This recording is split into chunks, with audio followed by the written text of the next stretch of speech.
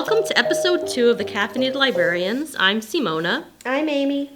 And today we're going to be talking about Harry Potter, everyone's favorite boy wizard. So what we're going to be talking about, a few things. The first thing I wanted to mention was that it's been 20 years since the release of the first film, Harry Potter and the Sorcerer's Stone or Philosopher's Stone, depending on what side of the pond you're on.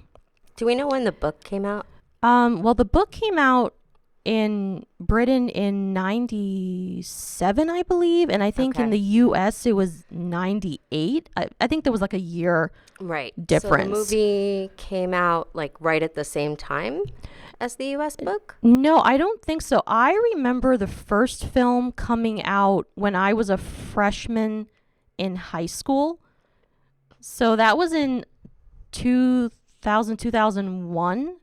That's when I remember the first film, because I remember there was an upperclassman that was talking about, I went to go see it, and she didn't like it. She found their accents annoying. But so that's when I remember it coming out. I could be wrong. Well, if we're talking about 97, I was a year away from graduating college. So there we are. Yeah. So I guess what I wanted to talk about is when you first read the first book, so The Sorcerer's Stone, what drew you into the world? What made you decide I want to continue reading this? Snape. I love my Snape.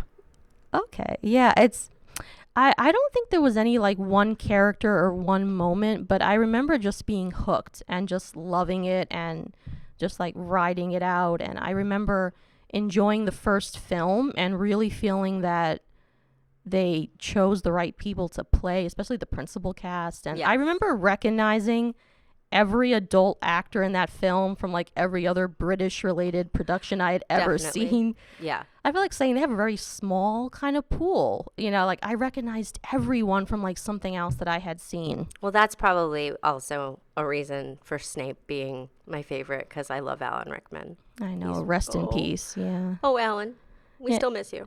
I remember feeling that I think he captured the essence of Snape, but I kind of was hoping he'd be a bit more greasy looking. Like, I think they captured that in the first film because the character described as very greasy looking, like greasy hair. I think like the first film they got that. The rest of the film, he seemed too smooth. They needed to please us. The Snape people, you know.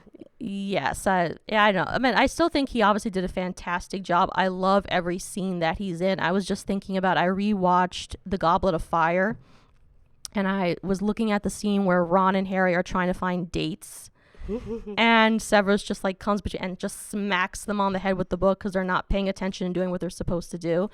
And I could have sworn I read that was actually improvised, but now I'm not 100% sure. Like, he wasn't supposed to smack them on the head with the books, but he did it anyway. I'd want to smack them on the head with books. Though I have to say, like, when I saw it, I remember I saw it with my mom, and, like, just, like, Daniel Radcliffe, like, his smile was just ridiculous. Like, every time he smiled, I would be like, oh, my God. He's so cute. I know. He's just he was just so cute, and he's like all grown up now, and that feels weird. Oh, you know, like, at first I thought you were going to say that he was so cute and now he's all grown up and he's not so cute. No, he's cute in a different way. Because they had a list of celebrities that started off cute and then got ugly, which I think is unfair. I don't think he's ugly, but he was on that list of celebrities that started off really cute and then got ugly as they got older. Well, I mean, he was like just sunshiny. Like, I don't think he could surpass himself at that age. He was just so just cute, and you know, at an age where a lot of us are not cute, we, you know, that little awkward age, and he was just adorable, and his smile lit up a room. Though, have you heard long bottoming as an expression? No, what is that? That is when you start off not good and then you get crazy good looking. Yeah, I mean, I could definitely see that. Unfortunately, I don't remember what the actor's name who plays Neville, but I do recall. I mean, then again, he had the fake teeth for like most of the series. Yeah, but I mean, like, even with the teeth not included, he was not the best. I mean, that's what I'm saying. Like, Yeah. Daniel Radcliffe was like super good for that age when everybody kind of looks a little dorky. Yeah, I can see that. I remember also reading, because like with Hermione, she's supposed to have like the super buck teeth. Yeah. And I think they actually tried that. Yeah, with, I was watching with Emma Watson. she like they did all these teeth tests with her. Yeah. Like, I am Hermione and I'm Emma Watson and this is my teeth test. This is my teeth test. It was, yeah, and you know, she was ridiculous too. Like, all three of the main characters like just were so beautiful. And Yeah, like I was reading a whole, like, it was either an article or a YouTube video about how like once you get into film mode, they sort of like, you have expectations of what the character will look like. Like, characters can be ugly or less physically attractive in the books, but the minute they're put on screen, right. they have to become good looking. Now, like I said, I Right. think Hermione, the character, sort of, in my opinion, fit the book the most in the first film, because her hair was very bushy. She got progressively more sleek and fashionable as the films like went on. Right. Even Rupert Grint, I didn't really feel it. I mean, because he's supposed to be very lanky and goofy. I didn't feel Rupert Grint. He's very like buff. Like, he just got more buff as the films progressed. So Yeah. Well, you know, although I can't really blame, like, I would want to be buff if, you know, if I was just gonna do a movie that was gonna kill the box office, I would be like, I might hit the gym, maybe. Yeah, I guess. But And Draco. Yes. Like, he's actually, like, if you watch, I think it was an Instagram between him and Longbottom. Oh, I think I know what you're talking about. Yeah, and like his Draco's TV dad wished him a happy birthday, and it's ridiculous. Oh yeah, well They're so cute. they've had a few reunions of the cast, because I forgot the name of the actor who plays Draco now. Thomas Felton is his name? Tom I think Felton? so. Yeah. He did a charity event, and I think the actress who plays Luna Lovegood was there. Like, they had a whole reunion going on, and supposedly he's involved with Emma Watson because he shared a picture where he's teaching her how to play guitar. Right. Well, they apparently had a little thing, Oh. which, oh my God, I can't imagine growing up on a set with like all of those people and going to school with them. Yeah. And, you know, just having all of the high school drama and like being a teenager and like being super famous. Yeah, I can. It's funny though, because now supposedly she says that she's self-coupled. She's not single. know. I've She's seen that. self-coupled. I love her. You know, like I do think that idea is good, you know, because like that whole expectation that you're gonna get married and you're gonna have kids, and you know, it's kind of hard on ladies. No, I definitely understand. She's always been. I remember Daniel Radcliffe was mentioning how she's been sexualized since she was 11. Like, she's always had to deal with those kinds of questions, those kinds of remarks, that scrutiny. So she can be self-coupled. I have no problem. Yeah. I didn't know that was a thing, like self-coupled, but No, well, I don't know. She might have coined that term. probably. So in reading, I've been reading the books for my Harry Potter adult book group, which has been going very well. I have like a core group of people that are awesome. And in reading the books, when I got to the third book, I told everyone that Gilderoy Lockhart was my favorite character. Sorry, not the third book. That was the second book. Sorry, he's in the second book, Chamber of Secrets. He's your favorite character? Because of how ridiculous this man is. He Like, is, I was talking to my book members, like, how did Dumbledore, like, I understand you're probably desperate, but... I Googled it. He was the only applicant. Oh, is that mentioned in the books? I think so. Still, though, like, at that point, Well, you like, know, just give it to maybe- Snape. You can find someone else who can do potions. Yeah, but he didn't want him to be. I in know, but defense. see, like, with Dumbledore, he does things, it's like, the students have to learn something. So, like, put him with a guy that just cares about his hair or, like, his wigs. He has outfits that are, like, amazing. Like, he'll talk about, like, the turquoise robes. but he's an idiot. I'm sorry. Like, I know that's not kind, but like Well, he was. That's it's like, it really makes me wonder what kind of student he was when he was in school. Who, Lockhart? Yeah. Well, he learned one good memory spell, and then he was done. And that was the it. And he had hotness going for him, so he could cheat. Oh, So yeah. I'm sure he copied off the girls, and then learned the one good memory spell, and then like, and that's the interesting thing to me, like that it's all good. Like there's no like, you know, he wiped his own memory. We're all good. I know that part made me feel really bad. You know, like when he gets his memory completely wiped because like the spell backfires on him. But I remember as I was reading it, the one moment I found really funny was when he pulls Harry aside and he basically says like, I know you want to be popular, but take it slow. You know, I was a nobody at your age too, but like take it slow. And Harry just looking at him like that's the last thing, but it's like he can't convince him otherwise. Or like when he pulls him out of herbology to basically tell him the same thing, like you're going too fast, you're trying to be too famous too soon, take it slow. But I just loved his character more because he's just so utterly ridiculous and just so fun. And every teacher hates him. Like, I like how the teachers know that he's incompetent, but it sort of goes over his head. He doesn't, I think, seem to realize that people think he's ridiculous, or he's just really good at just like... No, I think he's too full of himself. Yeah. Like, I think he just thinks that everybody is talking about him and, you know, nobody has anything bad to say, or they're jealous. Yeah. Like, you know, of course they hate me. Yeah. I'm beautiful. Yeah, I like when McGonagall basically says, like, after Ginny's been taken into the chamber and she says, Lockhart, you know, you've arrived. And Snape goes, your moment has come at last. And basically they just say that to get rid of him. So, okay, now he's out of the way. Now we can figure out what we really need to do. So, yeah, I just kind of fell in love with him. I get that. My favorite characters that were not in all the books were Sirius and Lupin.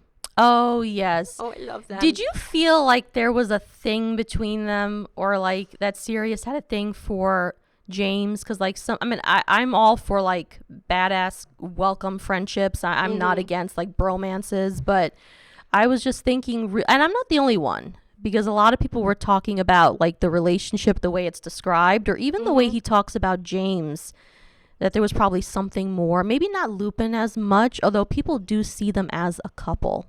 I don't know. I never really, I guess I'm not much of an intuitive reader. Oh, like, you know, like I'm very surface. You know, I'm not like, oh, well, this is an allegory. Well, you know, yeah, I'm like, definitely not that way either. It's like but with those moments, like really rereading it and then listening to what a lot of fans had to say, how they felt about the relationships. right. And of course, you know, Rowling just like shot that down. She was like, Well, no. Well, that's the thing. I mean, like now, like everybody's talking about how, you know, maybe like that thing you sent me that Oh, Snape yeah. was actually trans is a theory, and it's lovely, but I can't imagine that she's enjoying that. And I actually like was trying to find any reaction she had to it, and there was nothing. But yeah, because she has reacted to fan theories, like basically saying, oh, you're on the mark, no, you're way off. I mean, I don't know how new that theory actually is, but 2016. Okay, yeah, because I remember the person who came up with that theory mentioned how when he's first introduced as a child in like a flashback, he's wearing like his grandmother's shirt, you know, and I forgot what the other like examples they gave. And that when who is it? Longbottom's Boggart is Snape. Yes, he's wearing his ridiculous is him in like a flowery dress. Yes. And, you know, like all the shame. Although, you know, like I personally think that if that's the case, that would have to be the author making that statement, because Longbottom, I imagine that's Longbottom's imagination putting him in a dress. Yeah. And not Snape's shame putting him in a dress. So, you know, I would say I probably don't believe that, although I love the idea. Yeah. Like, I mean, I can't imagine she intentionally did that. No. I really doubt she intentionally did a lot of the things that she claims she intentionally did. But that's probably another discussion for another podcast. Probably. Yeah, I mean, I thought it was a interesting theory. I like how people break it down, how they give examples for the theories. Like, I know another theory, which I really don't agree with, is that Hagrid is a closeted Death Eater. No. Yeah, I mean, the person brought up some great points to back up their story. I mean, a lot of it I kind of saw as just Hagrid being Hagrid, where, like, Right. you know, I was thinking about the blasted ended Scroots, how he thinks they're a fascinating sort of project, but like one end shoots fire, the other one can like stab you, and he's like, these are fascinating creatures. You know, I am that person. I would be like, yeah, I just got stabbed a little. Yeah. And set on fire just a little, and I would be like, but it's not that. You know, they're completely innocent. Look how cuddly they are. Yeah. Like, my favorite animal is a Komodo dragon. Oh, really? And, yeah, I love them. I think they're adorable, and you know, they would eat me. Yeah. And I know I won't cuddle with them, but I do think they are adorable. So, Well, I'm definitely the one in my family that I can find, like, it takes me a lot to say like an animal is ugly. Like, it really takes a lot. And half of the animals I think are adorable. My parents think no. Like, I love bats. Like, I always look at the baby bat burrito photos. Okay, so would you want it in your bed? No, not necessarily. Yeah. Is it cute in a picture? Yes, definitely. Like, I think that's the problem. Like, I think people are freaked out by like creepy things. Yeah, definitely. But I did want to talk about the whole Snape and Dumbledore Oh, yeah. thing, and how he gave his life nobly, and I don't know. I feel like it was forced. Like, that always kind of sat wrong with me. You know, just like, he didn't have to be good. He didn't. And he didn't have to. He could have been just not evil. Like, not a saint, just not evil. And so, you know, I've always had kind of like why there are jerks in the world, and there are jerks that will save your life because they're not horrible people. So you didn't really like buy the whole that Dumbledore had worked it out with Snape that he would be the one to like kill him so that Draco wouldn't have to do it, and Voldemort will like trust you more. Like, you didn't. It's been a while since I read those parts in the book. So me too, but I mean, yes, I do believe that Dumbledore is a little allegorical for God. Oh, so, okay. You know, like, maybe in God's all-seeing, all-knowing way, he did it. But you know, more of the Lily, you know, that he's saving Harry for Lily, and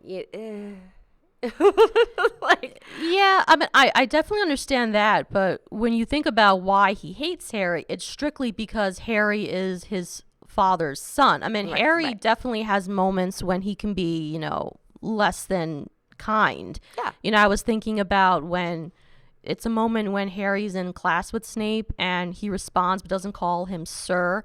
So Snape goes, sir, and he goes, you don't have to call me sir, Professor. So he can definitely be snappy and, you know, and mean. But when you think about the reason why Snape despises Harry from the moment he just like walks through the doors, it's strictly because he's James's son. And the reason why, I don't think he loves him, but the reason why, according to the story, why he looks out for him is because he's Lily's son. Right. But, you know, again, people can just, you know, without undying love for their mom, save people because they're not jerks. Like, like, you can be like, wow, this kid is kind of a turd and not like them, and still not want them to get killed. And I wonder if Rowling did that also to make Snape more favorable in like the minds of the readers. Because I remember before the big reveal that Snape was like 007, for both sides. Like there was a bookmark saying Snape is evil, give the reasons. Snape is good, give the reasons. And both were pretty compelling. Yeah, I mean, I guess it was just to make him more likable, to make it more palatable to the people that were reading. Because it's true, like Snape throughout the books, he's mean for like no reason. He judges, he's mean to Neville, he's mean to Hermione, he's mean to everyone who isn't a Slytherin. Kind of a jerk. Yeah. But so many, like, well, a lot of the other, like, even if you look at Professor McGonagall, like, she's considered the nicer one, but the way she behaves with, and is it Trelawney? I never know how to really pronounce that. Trelawney. That's how I say like, it. the way she behaves with, I'll just call her Sybil, it's a lot easier. The way she behaves with Sybil, she makes no effort to hide that she thinks Sybil is a complete joke and shouldn't be there. Yeah. So she's definitely far from being nice. I mean, we're supposed to like her more, because I guess she's in Gryffindor. Right. And we're told to like her more, but... And I probably will be hated forever by you, and I'm sorry. I just... It's possible, like, and here we are again where, I can draw a conclusion that I totally don't think she meant. Like, that people look down on mudbloods. Mm-hmm. And here she is, like, mudbloods are cool, and then... looking down on somebody else. Yeah. So, everybody's created equal except the people that I deem not created equal. Exactly. And I don't think that was intended. I think that she had a good story and she wrote it down and, like... Well, and also I think those aspects of the character, I think, is what sort of makes them a bit more well-rounded and more believable as people. Because you can be nice to those that you want to be nice, mean to those that you decide, well, I don't think you're qualified enough, you should not be here. Right. Dumbledore obviously finds something in you that he's keeping you around for, because Dumbledore, like, ends up being the most epic chess master we find. And, while I love Dumbledore, like... I agree with Snape. I don't know if he says this in the book, when he says in the film that you've just been preparing him for the slaughter, and while there are people that will do things, very Machiavellian, but it has an end goal in mind. Like Dumbledore is kind of mean in many regards, or like the utter ignorance that he keeps Harry in because it's better for you. And then time after time, it's proven, no, it's not good. You need to at least tell Harry some things. Right. But he just decides not to. But is that because he wants him to figure it out for himself? Like, I don't remember. I'm actually reading such a bad book right now that I don't remember anything really that much about it. But, they want her to figure stuff out by herself. Like, that's, like, you are not going to tell me because I have to learn it. It's not going to mean as much coming from you. Mm-hmm. I think there are definitely moments in the book where that is the case, where like Dumbledore says, you're going to eventually learn why it has to be this way. But I honestly think there are other cases where everyone but Harry, it's like with the whole Sirius Black. Right. It's like everyone knows something except for him. And considering that supposedly everyone believes Sirius Black is going to kill him, and Sirius has no qualms about killing him in front of Muggles. Like, he obviously supposedly killed a bunch of Muggles, but he doesn't know. And I remember the conversation between Arthur and Molly, where Arthur is convinced Harry needs to know. Molly says, no, he's too young. He doesn't need that going into school. He doesn't need that weight.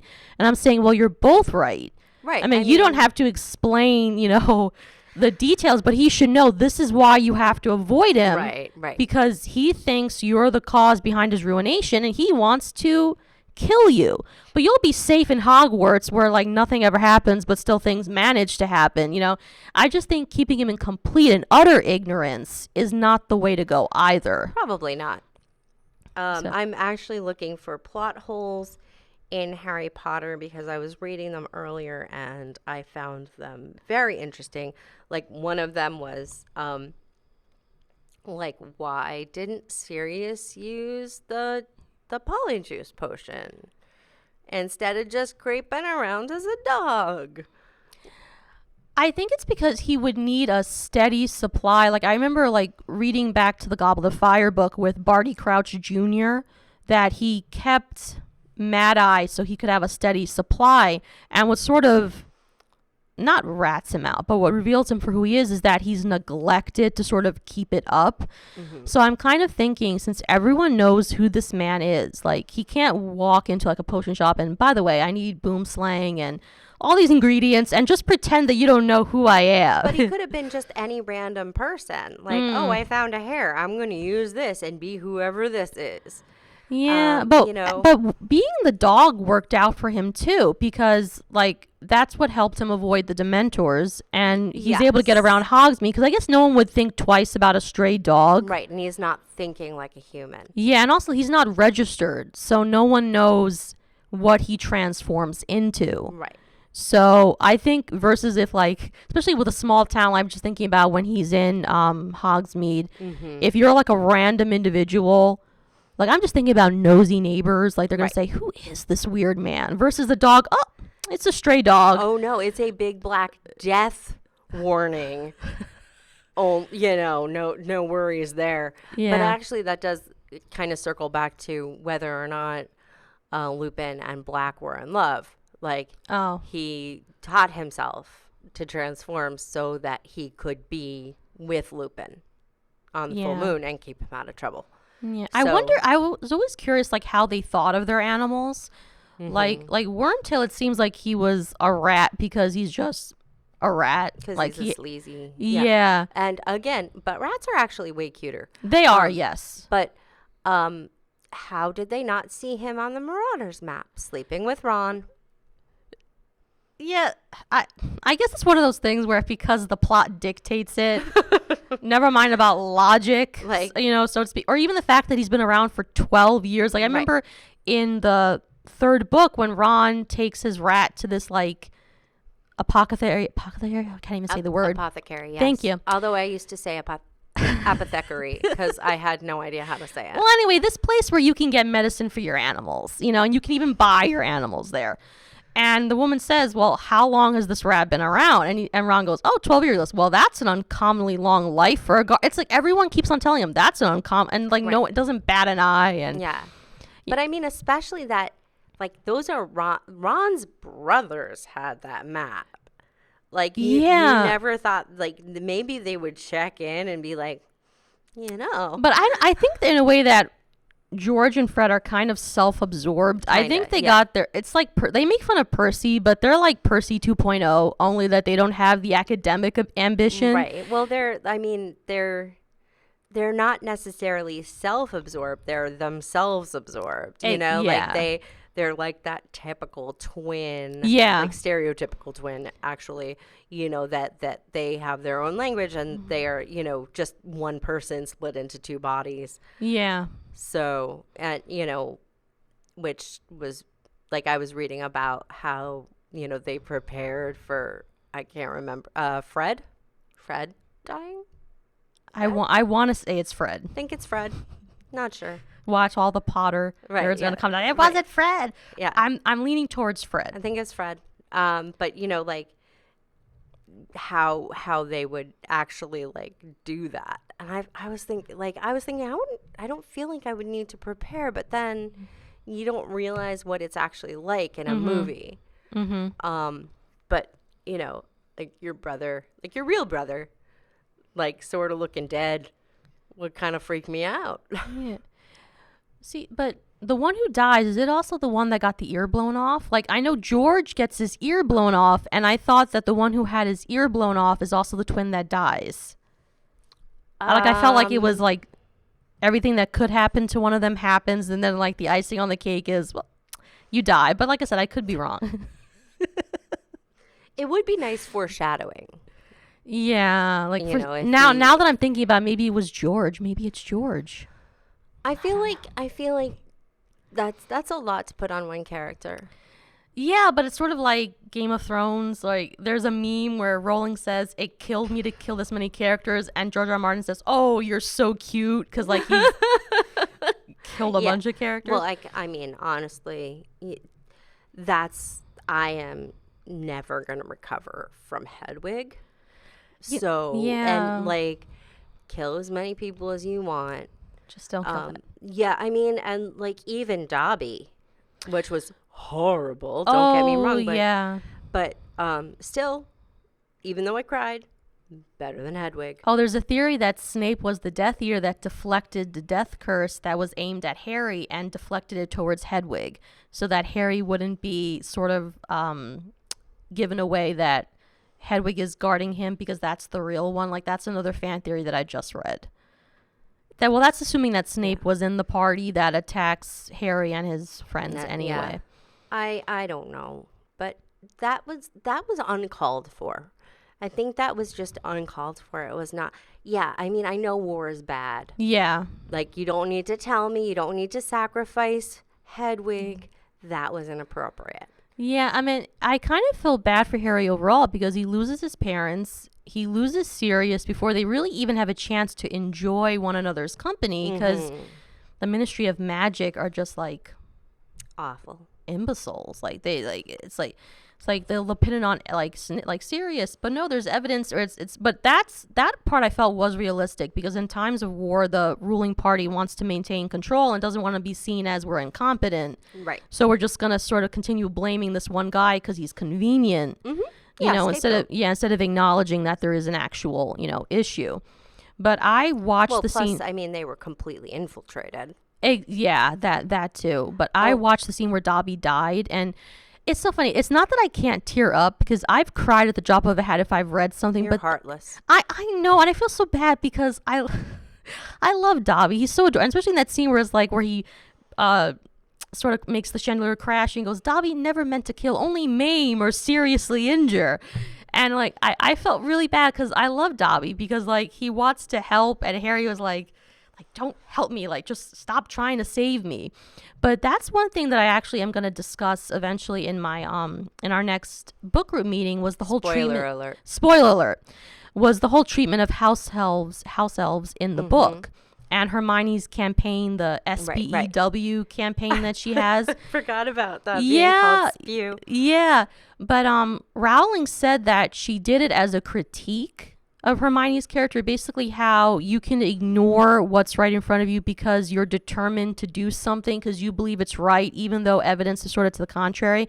Because the whole thing about how house elves, like, is it in their nature that they want to serve, they want to please, or have they sort of been so, like, trampled? Yeah, I mean, that's because like he was thinking about like the house elves in Hogwarts where like they're perfectly happy, like Dumbledore pays them, right, but they're like, no, we don't need wages, right, we're happy. They've been culturally, like, they've been brainwashed that they have no autonomy and they have no agency, so why, like, this is the best they could even dream of, like, sort of being respected.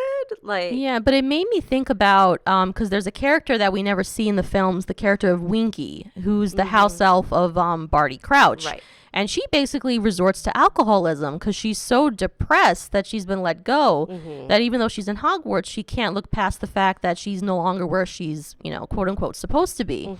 But it got me thinking about the whole freak shows that were very popular. Right. And how people campaigning to end them, well, now what did these, and I use the term freak just for the sake of, I understand. What were we going to do once our main source of income? Yes, they were exploited. Right. But at the same time, at that time in society, could they have worked in an office job? Right. So in a way, you're campaigning to get rid of their only source of income. Now, what do they do afterwards? So yes, congratulations, we've gotten rid of this thing that's exploiting you. Yes. But now you're without a job. Right. So I kind of saw the house elves as that kind of, I don't know if that was Rowling's intention, but I saw it along the same lines that, Hermione is so determined, like, no, I know what's best for you. Right. That it doesn't matter that you're telling me we're happy and, we're fed, we're clothed, Dumbledore doesn't treat us like workhorses. Right. It's that I know what's best for you. Like, I can be the patriarchy too. But, so it's basically, a social criticism of, okay, well, like, if you don't have any infrastructure in place, you're basically ruining their lives when you're trying to make it better. Exactly. But I mean, I do admire Hermione because she has a principle. She sticks with it and she tries to see it through. Yeah. And she tries to drag Ron and Harry along, but it's like they're really not having it. They don't want to be part of Spew. So why would they? And can we discuss Like, I don't know how our time is. So, okay. Okay. Now I can't remember her name. What is her name? The bad one with the hair. The bad. Bellatrix Bellatrix Lestrange. It's like the bad one. With narrow the it down. hair. Bellatrix, yes. I love her. I wish she was in, like, every scene, maybe. Every scene. Yeah. Like, I don't know how much is my desperate love of, I can't remember the actress's Helena name. Bonham Bonham Carter. Carter. Because I love her desperately. But I also, like, I like bad guys. I do. They're fascinating to me. Because a lot of the times they are the more complex and interesting characters. Right. Like, so you want to see more of them on screen, you know? I wish we'd seen more, like, just Azkaban in general. I agree too, or even more of basically, I mean, the film does a decent job of basically explaining that she's in it because she really believes it. She's not like a fangirl. Oh, yeah. She's not in there because he's going to give me prestige. I mean, she went to prison for him. Yeah. But there's a wonderful scene in the book when this is when they're all gathered, and it basically says something about how she was reaching towards him as if mere physical closeness wasn't enough for her, or something like that. It's a beautiful line in the book. But at that same time, he basically throws a barb saying, so tell me, you know, there's a beautiful event happening in your family. And she's like, what are you talking about? He goes, oh, you know, isn't your niece marrying the werewolf? And then he says, tell me, who'll babysit the cubs? So he basically just destroys her. And she and Lucius and what's her sister's name? Oh. There's gonna be a lot of Googling. Like, maybe Narcissa? we can have, like, an after the show. Is it Narcissa? Narcissa. Okay, yeah. I'll see. It's all coming back now. Good job. So it's like they're just sitting there being quiet because at this point, like, they're like not welcome. You know, Voldemort's like angry at them, and Bellatrix is saying, "No, they're no family of ours. My sister and I don't care about that niece." But he just keeps on zinging it. But I remember that part basically. Well, I mean, I think he feels very savory. Like, I think, like, I don't think people are like, I got up this morning and I was gonna be evil. I mean, I think they like their actions can be judged, but I don't think that they think they're necessarily evil. They legitimately believe that, you know, the people that come from Muggle blood are corrupting the bloodline. They legitimately believe. I mean, not that that's good or anything, honestly, but, you know, they you know, and I think Voldemort does feel like, you know, you let me down, guys. You know, he's mad. And no, he definitely is. But what I always find interesting, that's why I think he obviously is a parallel to Hitler, is that he is not pure by their standards. His father was a Muggle, his mother was a witch, but yet they're following this man who's espousing these ideas of pure, and he's not, at least in their view, pure blood. Right. Because with Harry, even though his mom was a witch, his father was a wizard, they still nab him, and the jab's like, oh, you're mudblood mother. So even for them, Harry is not pure blood either. Well, she was born to Muggles, though. Yes. So like, he's still corrupted, but you know, I think again, you know, the magic population is so small, and I think there was actually something about that like everyone is mixed, and, you know, and the illegitimacy of that thought process. Yeah, and you can still see, even to this day, people talk about the whole notion of, like, pure anything, especially in this society where more and more people, like, the projections are that most of the population, at least in this country, will be mixed race by a certain, like, year or whatever. Yeah. But yeah, Bellatrix is an interesting character. Like, I even like the way she's described as, like, this hooded-eyed figure, and, like, almost like, you're feeling like she's almost like a goth sort of deal, like, when she's described. And, right.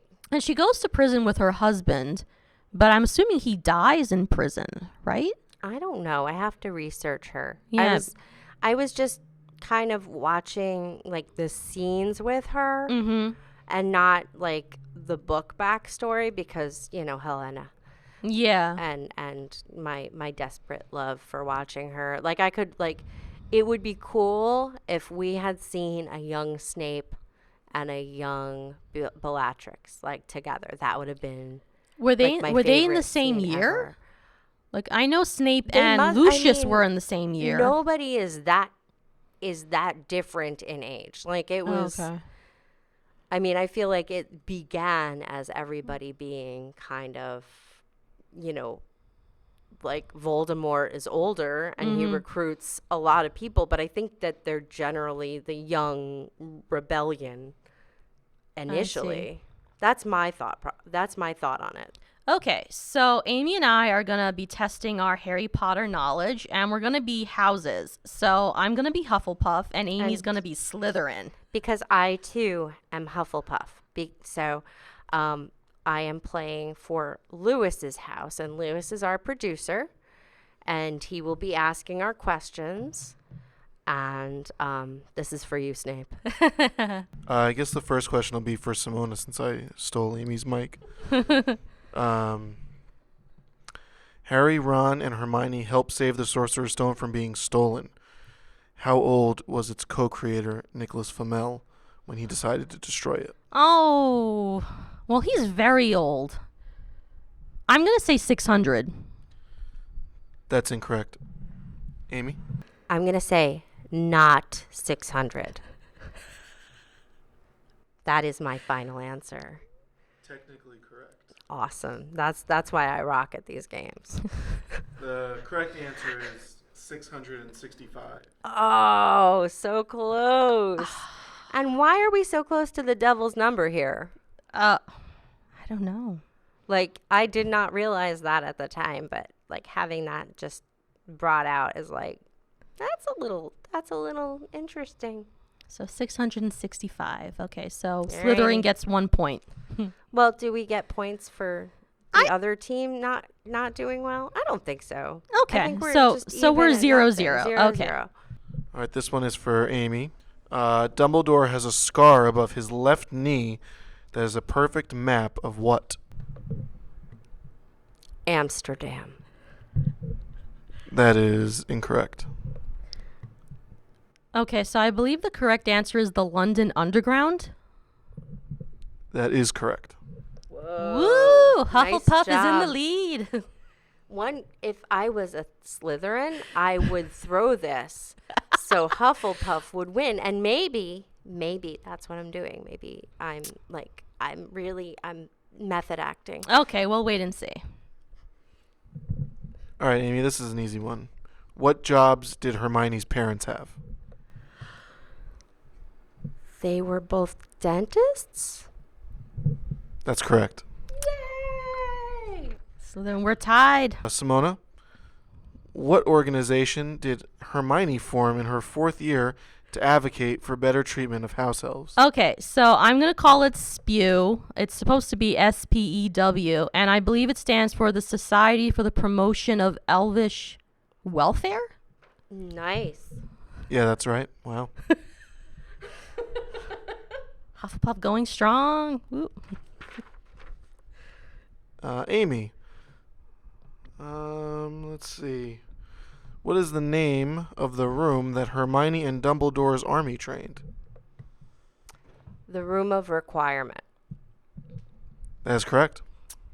Yay! Simona, what is the name of Bellatrix's husband? Oh. Okay, I really don't know, so I'm just gonna say Lestat. I know that's not the answer, but I'd rather just say something than nothing, so I'm going with Lestat. Amy, that's obviously wrong. Amy,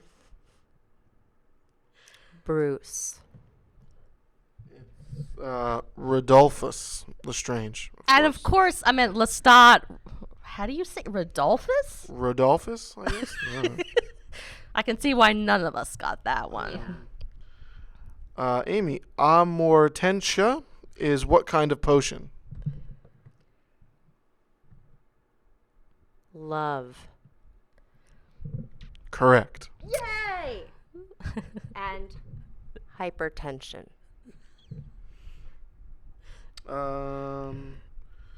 Simona, which teams were playing in the Quidditch World Cup that Harry attended? Bulgaria and Ireland. That's correct. Now, a cool thing would be if we remember the mascots for those teams. Do you? I do. You know, I'm going to kill the Buffy one of these. Do you want to take a guess? Like that won't count for points. Well, maybe it's not fair because I just read the book. Well, we had, there were the, what are we talking? Are we talking? It's like both the cheerleader girls? Yeah, like both teams brought mascots. Like they introduced the game. There were the leprechauns and the girls. The Vilas. Yeah, excellent. I get partial credit. You do, yes. In the Hall of Prophecy, I'll ask this to both of you because this is a hard one. In the Hall of Prophecy, there are rows and rows of glowing orbs. Which row contains the prophecy about Harry and Voldemort? The answer is 42. This is a reference to something else. I'm going to say 35. 97. Duh. So I wasn't keeping score, so I don't know who won. Simona! Am I the one that won? Well, I'm going to claim the win for Hufflepuff. So go Hufflepuff. Go Hufflepuff. But Slytherin, you did well. So. I know, because I'm Slytherin, yo. Do we want to do like one more, like just for like fun? Okay. One more question. One more. One more question for fun. All right. What is Hermione's favorite coffee? She has a favorite coffee? A half-calf mochaccino. I'm just going to be very bland and say hazelnut. We were looking for French vanilla, actually. Oh. You see, I was actually thinking of French vanilla. Honestly, I was going to say French vanilla. Lies. And that's not in the book. So where did you get that Did from? you just make that up? I did just make that up. See, but that's not fair. That doesn't. It either has to be in the book or in the films. Slytherin. So I want to thank everyone for joining us, and we look forward to seeing you next time for our next podcast. Bye, everyone. Bye. Thank you.